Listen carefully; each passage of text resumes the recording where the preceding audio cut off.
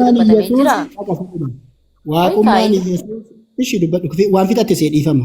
Eeyyan qoqa akka inni ila fakkeenyaaf macaafni qulqulluu walii kaasin jedharsitu fidate amma Isaayyaas keessatti studio kee fidate macaafuma Isaayyaas boqonnaa 40:11 kunoo Waaqayyoo gooftaan humnaan hin dhufaa'edha irree isaatiinis in mo'aa jedha kunoo gatiin inni namaaf kennu isa harka jiraa jedha miindaa isaaf of duraa qabaa'edha inni akka tiksee hoolotaa ta'e Yesuus tiksee hoolotaa akka ta'e macaafa qulqulluu keessatti an tiksee gaarii dheedhee dubbatee jira akkas taanaan hin fudhatta namaatiin rakkoon hin jiru siin fudhadhaa jechuudha garuu kan walitti finnee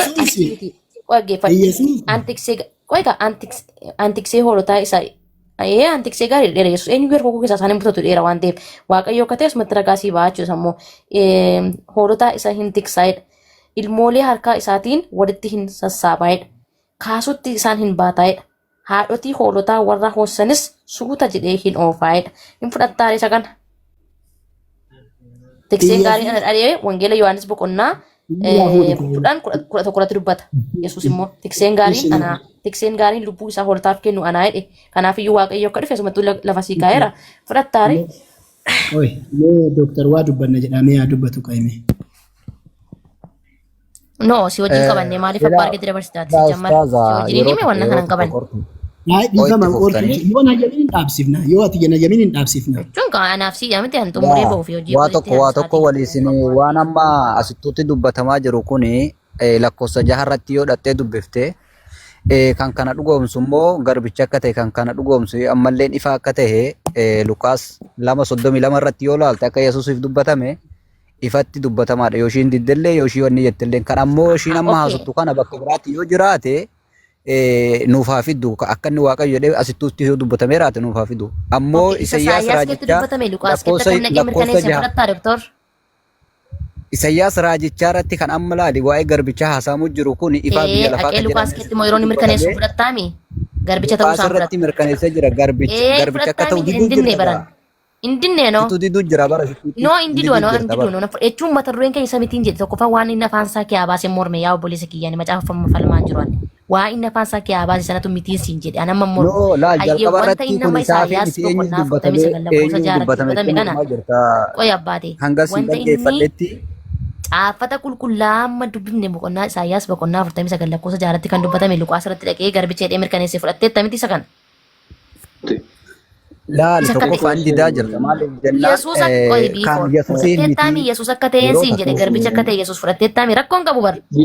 Gidduutti adeemsaanii waa qomee biifool kiyya qomee doktor kana wajjin hin xumuree baay'aatti fuftaatan nan ba'a. Hin xumurta qortu ati sirrii jirta. Kanuma naaf mirkaneessu wayii fi ati naa obsiin jedhe. Doktor hin fudhattaamiin jedhe san nama Isaayyaas jaa. Doktor namni biraa keessan galinaa ol beenii waliin dubbatanii. Namni biraa keessan galinaa. Amma fakkeenyaaf doktoriin wanta Isaayyaas boqonnaa 49 lakkoofsa 6 irratti kan dubbatame Luqaas irratti immoo dhaqee mirkaneeffameera jedhe. Eeyyee nan fudhadha yookiin lakkee jedhu anis nan fudhadha iddoo sana waan ta'eef. Mee qortuu bari lankasiin jedhaatiin jiru bari nuti waan Iyyasuus ofiin jedhe jennaanii siin jechaa jirra bal'aadhaan. Waan Iyyasuus ofiin jedhe in jennaani eessatti gaafa kakuu haarawaa keessatti ilaal kakuu haarawaa keessatti bifa sanii yoo inni dhufeetiin jedhe bifa amma kakuu moofaa keessatti dubbateen bifa sanii yoo inni Yesuus dhufeetiin jedhe infrattu meen irraa infrattumi eeshi tole Isaayyaas 40:10 hanga tokko naa dubbisish ooyika dubbistee bare no naa dubbisi isa naa dubbisi keeti an mumma sitti erga waan ta'eef waa inni jedhu jirra kanarra walii agallu dura no ina furadheera bakka achitti Yesuusuma dha'ee bakka furadheera kalas isa kana naa dubbisish Gadaamessa haadhaa keessa irratti akka tolfame fudhattee miti rakkoon qabu furadheedha sama tokkodha asirrattis dhufee jetteemi ragaan isa mirkaneessitee kaasetu iddoo fakkeenyaaf amma garaa dhawuketti na toshite kan jedhu macaafa kakuu haaraa keessaa immoo naaf idda iddootti Yesuus kana dubbate rakkoon qabu Isaayyaas meeqa eraa gootu sammaa kana kakuu haaraa keetti mirkaneessuu isaa ragaa naaf idi Isaayyaas meeqaa siin jedhe maal taatee mucaa isuma amma dubbiftee kaate kana garaa haadha kookeetti na toshitee kan jedhu Yesuus immoo yeroo biyya lafaarratti dhufe garaa haadha kookeetti na toshuu isaa jedhee mirkaneesse sana kakuu haaraa kee ragaa fidii keeyti ammas kakuu moofaa kana keessa Isaayyaas boqonnaa 49 kana 42 kana fudhanneetu kakuu haaraa keessa dhaqna. Ishi bareeda. Yesuus gadaamessa haadhaa keessa na tolchite jechuuni achi keessumatti na uumtedha kan nuti fudhanneetiin jennu jechuudha achi keessa jalqabeedha kan ammoo sii fida eessa raawwatame jennaan sii fidan dhagafadhu Eeyyee raawwatamuu sanaa fidiga. Raawwatamuu isaa kun hundee kun waan bareedu tokko miti. Qoy Eeyyee caqafadhu kun. Ish. Luqaas tokko 31 qoy. Kuno. Okay. Andi. Ila kuno laalladhu. Kuno in ulfooftaa ilmas indeessaa. Kan Yesuus dubbatachaa jira. Oo. Yesuusiif dubbatame Yesuus immoo kan raawwatee fi diinsiin jedhe. A'uuzu bil. Maa iddoo biraa deemtaa? Kuni Yesuus hin ilaalu. Kuni Yesuus hin ilaalu. Kan Yesuus immoo raawwate. Laalee. Ila kuno raawwatame kaasitti maal godhi jetta nuti kakuu moofaa keessa waan Yesuus Kiristoos garaa haadha muka itti tolchiteetta kan jedhu sanaa waa Yesuus dubbatee jedhe kana immoo itti himame bar itti himame misheettiin Yesuus hin argamne bar ilaame Yesuus qoy ka hin mormitaa kana Yesuus miti jettee hin mormitaa kun xaafannee meeshaa walii keeddoo amma Luqaas kale isaa fiddeet Luqaas tokko yoom kaayes jalatti meerre in waliniiku Yesuus waan dubbatee fi waan inni dubbate amma macaafa faarfannaa nama dubbisee ga'e irratti tiksee gaarii ta'uusaa Waaqayyo dubbateera. Wangeela Yohaannis irratti immoo 10:11 irratti immoo ani tiksee gaariidha jedheera. Akkasitti fidiinsiin jedhe. Hortu abshir qoy laale suutuma dubbannu nuti maal inni waan kakuu moofaa keessatti dubbatameetiin jedhe waa'een Yesuus kakuu haarawaa keessatti bifa kamiin raawwateedha. Kanaaf achitti raajitu dubbatameefi caqafadhu lakkee achitti raajitu dubbatameefi afaan Yesuusiin maal taate qortu qoyqa eega carraa namaa kenna namarraan fudhatanii miiree deebi'aniitiin ilaali bakka sanitti illee raajiin Yesuusiif dubbatameetiin jira. Wanni sun eessan raawwate jennaani kakuu haarawaa keessatti raawwatameetiin jira. Kana waan ta'eef maal ta'e raawwatamee wanni raajicha keessatti gadaamessaa haadhaa kee koo irraa na tolche jedhe suni kunoo akka haati sunillee eenyu akka taate gadaamessaa eenyu akka keessa seene asitti kun ilaalu kunoo in ulfoofta ilmas indeessaa jedhaan ilmas indeessaa maqaa isaa immoo Yesuus jedhii moggaasii jedhameet asitti raawwatame. Kanaaf maalirree akkamitti raawwate jennaan akkuma jedhame ulfooftee jirti akka ulfoofte gataasise eenyunni Waaqayyoodha asitti tolfame jechuudha. Gadaamessaan inni jedhame suni achitti raajitu kaamilaal raajii jechuun waan of duratu waan hin ta'in ka of duratu jechuudha.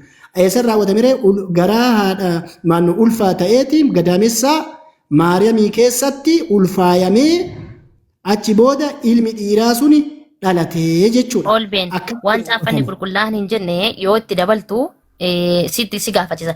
Macaafni qulqulluu waliin hiikneen jedhe iddoo kanatti Yesuus hin dubbannee siin jedhe bara.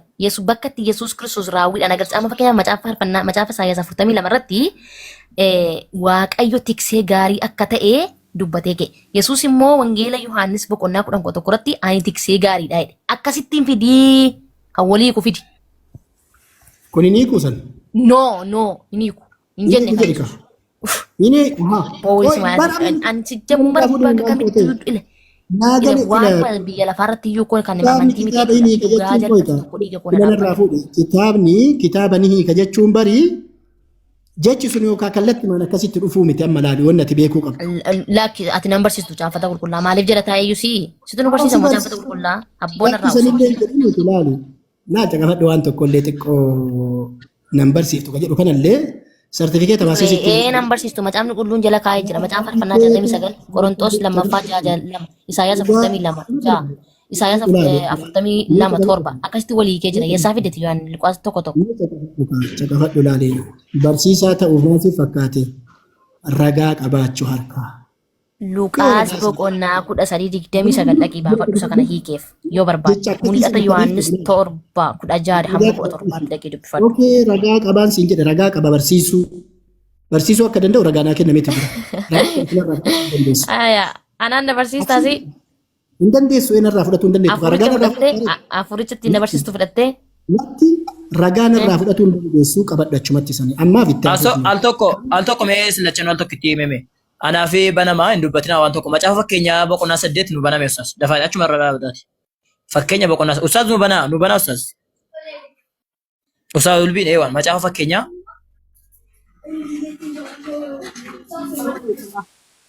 Ifama wajjin mee qortu tasgabbiin dhaggeeffadhu mee bar wacanii fi yookaan immoo afaan nama xaxxarfaniif waan tokko baruu hin danda'anu beektaa atillee dhugaa yoo qabaa afaan kee walitti sassaabi afaan kee walitti atillee immoo dhugaa baruu barbaadde afaan kee walitti sassaabbadhu taa'iin siin jedhe wantaati tasgabbiin dhaggeeffadhu siin bakkuma hundatti yaada qortu yaada galatoomi namaan jedhama yaada qortu malee laala nafaan dubbachuu maal jechuu Okay. Galatoomi namaan jedhama macaafa keenya boqonnaa 8 lakkoofsa 22 dubbisna al tokko mee